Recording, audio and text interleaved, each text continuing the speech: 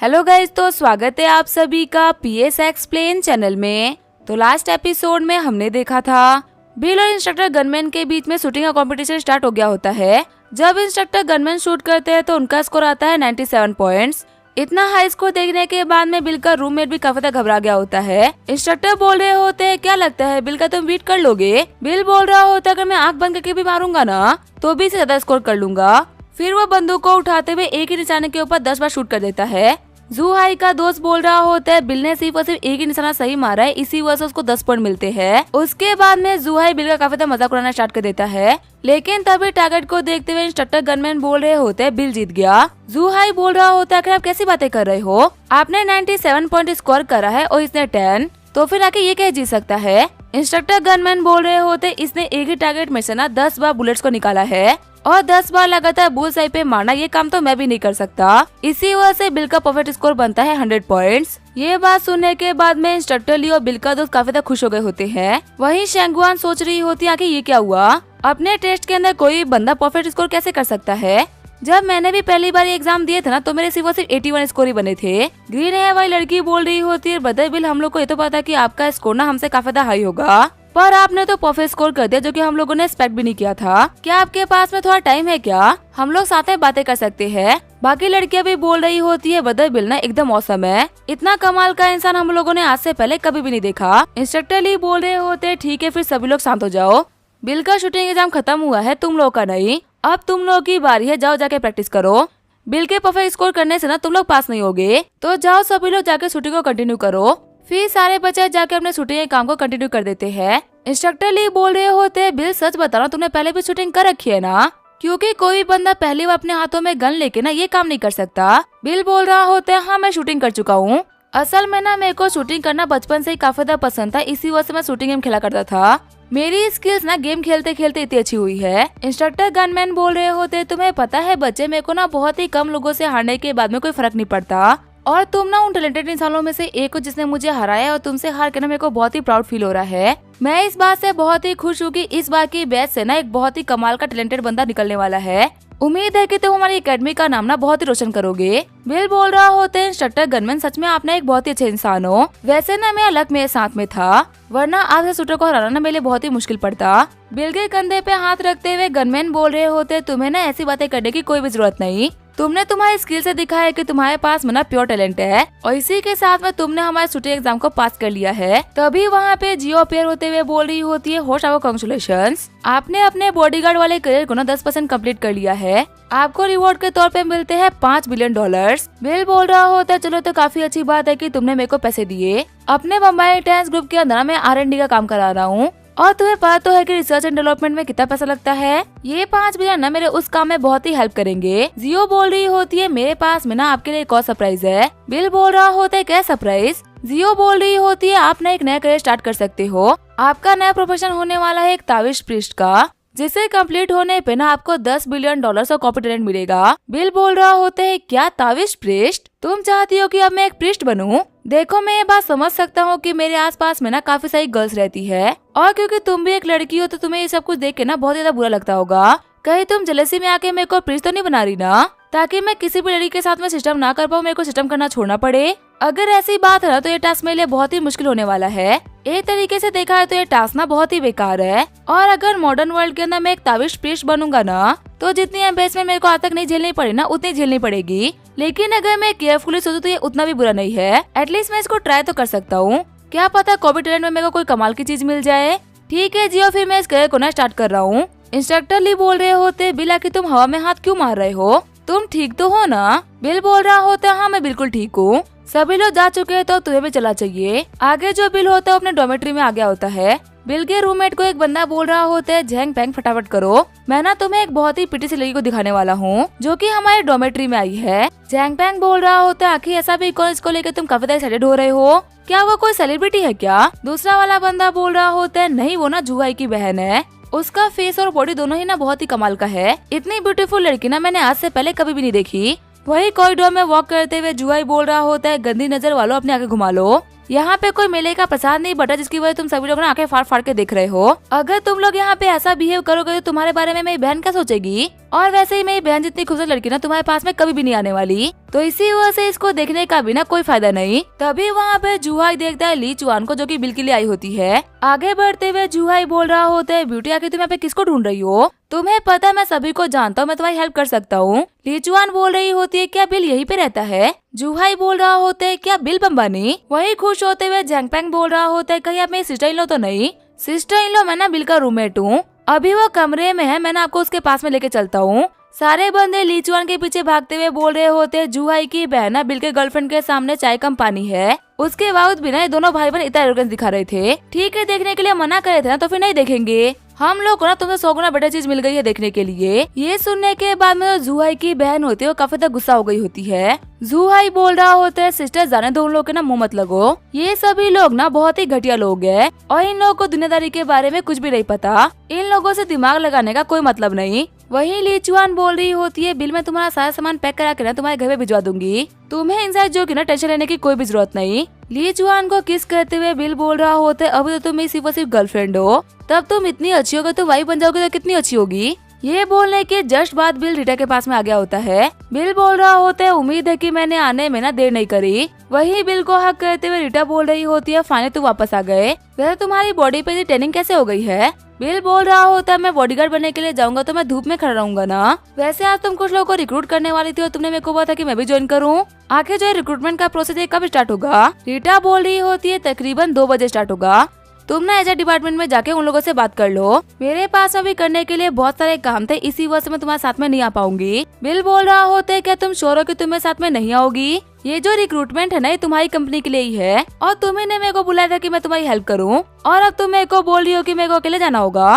रीटा बोल रही होती है, देखो मैं जाऊँ या फिर तुम जाओ, बात एक ही है। मेरे को ना तुम्हारे ऊपर पूरा भरोसा है, तुम बिल्कुल सही लोगों को चूज करोगे। वैसे भी जब भी मैं वही डांस ग्रुप के लोगों को देखती हूँ ना, तब मेरे को पता चलता है कि कैबर लोग ना कैसे होते हैं। तुम्हारे बम्बई डांस ग्रुप के लोग मेरी कंपनी के लोगों से ना काफी ज्यादा एफिशिएंट है और मेरे को बिल्कुल वैसे ही लोग चाहिए अपनी कंपनी के लिए भी। बिल बोल रहा होता है, मिस रीटा आपका ना मेरे ऊपर इतना ट्रस्ट करने के लिए शुक्रिया। मैं अपना बेस्ट ट्राई करूंगा ताकि मैं आपके दिए हुए टास्क को ना पूरा कर सकूं।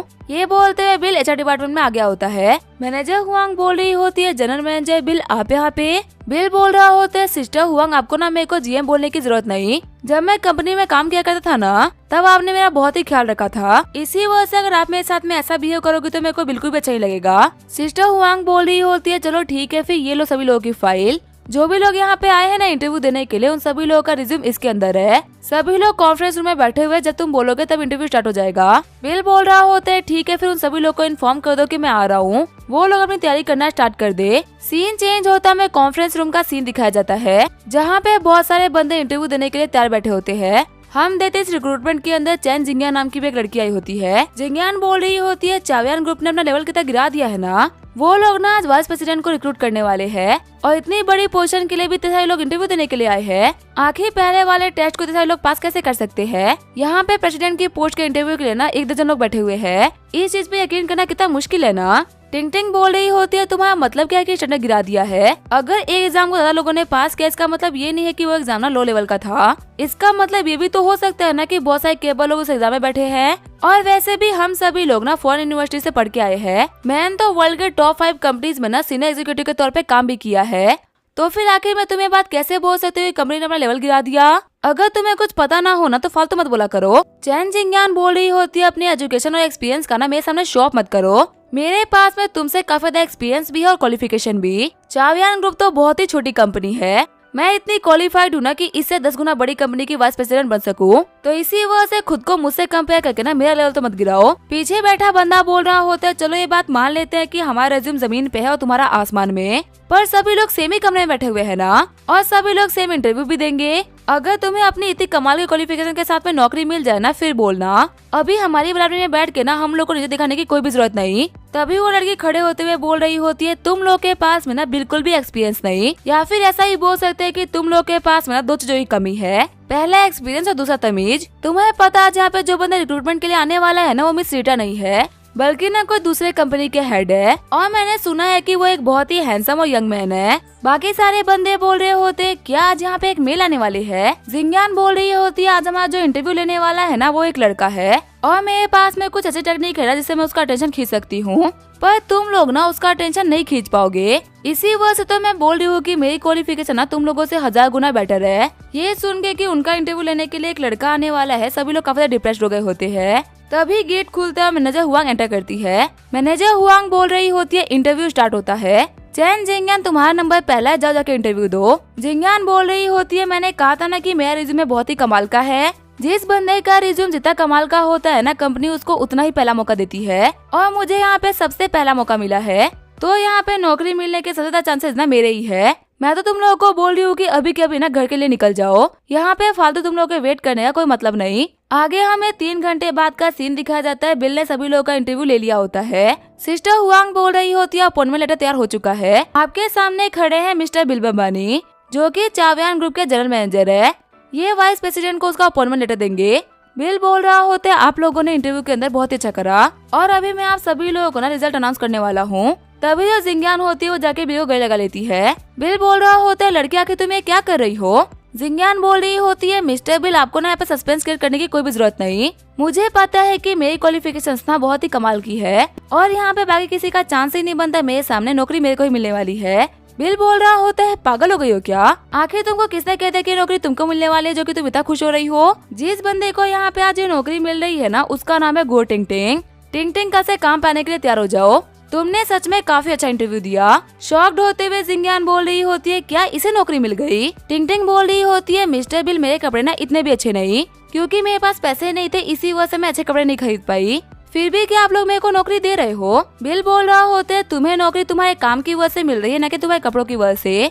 और हाँ, तुम्हें नौकरी मिल गई है इसी वजह से ना तुम ये कपड़े नहीं पहन सकती, तुम्हें ऑफिस के कपड़े पहनने पड़ेंगे। जिंगयान बोल रही होती है आखिर इसको नौकरी क्यों दी जा रही है। यहाँ पे सबसे ज्यादा एजुकेशन क्वालिफिकेशन मेरे पास में है और मेरे पास वर्क का एक्सपीरियंस भी है, फिर भी आप लोगों ने इसको चूज किया, मुझे नहीं। बिल बोल रहा होता है तुम्हें क्या लगता है क्या मैं कोई बेवकूफ हूँ क्या। तुम्हारे जितने भी सर्टिफिकेट तुम्हारे रिज्यूमे में जुड़े हुए थे ना, वो सारे के सारे फेक थे। एक बेवकूफ स्टूडेंट होने के बाद भी आके तुम्हारी हिम्मत कैसे खुद को टोपा दिखाने की और कॉन्फिडेंटली कंपनी में आके अप्लाई करने की। वहाँ पे सारे बंदे हंसते हुए बोल रहे होते क्या इसकी डिग्री फेक थी और इसके बाद भी लड़की इतना बन रही थी। सभी के मुंह से अपनी बेइज्जती सुनने के बाद में जिंगयान काफी ज्यादा एम्बेरस हो गई होती है। जिंगयान बोल रही होती है तुम्हारी वजह से मेरी पब्लिकली बेइज्जती हुई है, मैं तुम्हें याद रखूंगी। अगली बार तुम जब भी मेरे को मिलोगे ना, मैं तुमसे पक्का से रिवेंज लूंगी। सिस्टर हुआंग बोल रही होती है कि लड़की की हिम्मत कैसे तुमसे ऐसे बात करने की, लगता है कि ये भूल चुकी है ना क्या कि किसके सामने बात कर रही है। फिर जितने भी इंटरव्यूअर्स होते हैं वो सारे के सारे वहाँ चले गए होते हैं। टिंग टिंग बोल रही होती है हेलो मिस्टर बिल, अब से ना हम लोग कलीग्स है। वही टिंग टिंग के कंधों पे हाथ रखते हुए बिल बोल रहा होता है मैं अपने ममाई टेंस ग्रुप जा रहा हूँ। चावयान ग्रुप का जो रियल एस्टेट का काम है ना, उसको संभालना। मैंने तुम्हारे ऊपर भरोसा किया है, प्लीज मेरे को निराश मत करना। बिल को देखते हुए जिया बोल रही होती है बॉस फाइनली आप आ गए। बिल बोल रहा होता है क्या हुआ जिया, तुम बहुत ही परेशान लग रही हो। जिया बोल रही होती है बॉस आपको तो याद होगा ना, आपने हमें कुछ लेबोरेटरी लगाने के लिए बोला था, पर जिस जगह को हम लोगों ने चूज किया था ना, हम उस जगह को काम में नहीं ले पा रहे। हमने ये सोचा कि हम वहाँ पे इंडस्ट्रियल पार्क लगाएंगे, पर पता नहीं क्यों यहाँ पे कुछ भी नहीं हो पा रहा। जो मिस्टर की है ना, उनको भी इस कंडीशन के बारे में कुछ समझ में नहीं आ रहा था, इसी वजह से हम आपका वेट कर रहे थे ताकि आपसे पूछ सके कि आखिर हम लोग क्या करें। हमें लग रहा है कोई तो बंदा है जो कि हम लोग को ना जमीन लेने में रोक रहा है और नहीं चाहता कि हम वहाँ पे इंडस्ट्रियल पार्क लगा पाए। बिल बोल रहा होता है ये तो बहुत ही इंटरेस्टिंग है, आखिर इतनी हिम्मत किसके अंदर है कि वो हमारे सामने जमीन के लिए कम्पीट करने के लिए आया है। जोंगाई में तो किसी में भी इतनी हिम्मत नहीं है ना कि वो ये बेवकूफी करे, क्या वो हमारे प्रोविंस के बाहर का कोई बंदा है। जिया बोल रही होती है ये ना एक हांगकांग की कंपनी है जिसका नाम है हुआंग हाई ग्रुप। तभी बिल अपने हाथ में लिए हुए कैन को पचका देता है। बिल बोल रहा होता है उस कमीने मार्शन को भी हायर करने वाले ना हुआंग हाई ग्रुप वाले ही थे और उस दिन रीटा के ऑफिस के अंदर बिना मैंने इन लोगों को समझाया था, लेकिन लगता है ना कि इन लोगों को भी बात समझ में नहीं आ रही। जिया बोल रही होती है क्या हुआ बॉस, आप इतना गुस्सा क्यों कर रहे हो, आपका रिएक्शन देख के लग रहा है ना कि आप इस बंदे को जानते हो। बिल बोल रहा होता है हाँ मैं ना इस कंपनी को इस तरीके से जानता हूँ। इस ग्रुप ने पहले चावयान ग्रुप के ना डेवलपमेंट प्रोजेक्ट के अंदर काफी सारी दिक्कतें खड़ी करी थी। वो लोग ना उन लोगों को भी अपने डेवलपमेंट प्रोजेक्ट में आगे नहीं बढ़ने दे रहे थे, तब मैंने बीच में इंटरफेयर करके ना उन लोगों की जमीन को छुड़वाया था और हुआंग वालों को सबक सिखाया था। और अभी कमीने हम लोग के साथ में कम्पीट करने के लिए आ गए।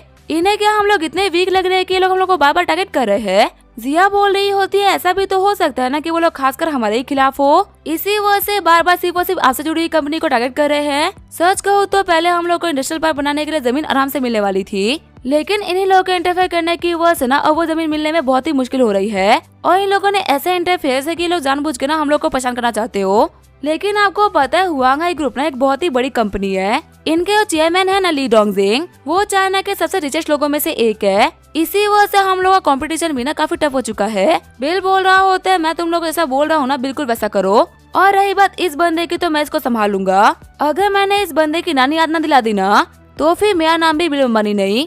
अब इसके क्या होगा हम देंगे नेक्स्ट एपिसोड में। तब तक के लिए वीडियो देखने के लिए थैंक यू।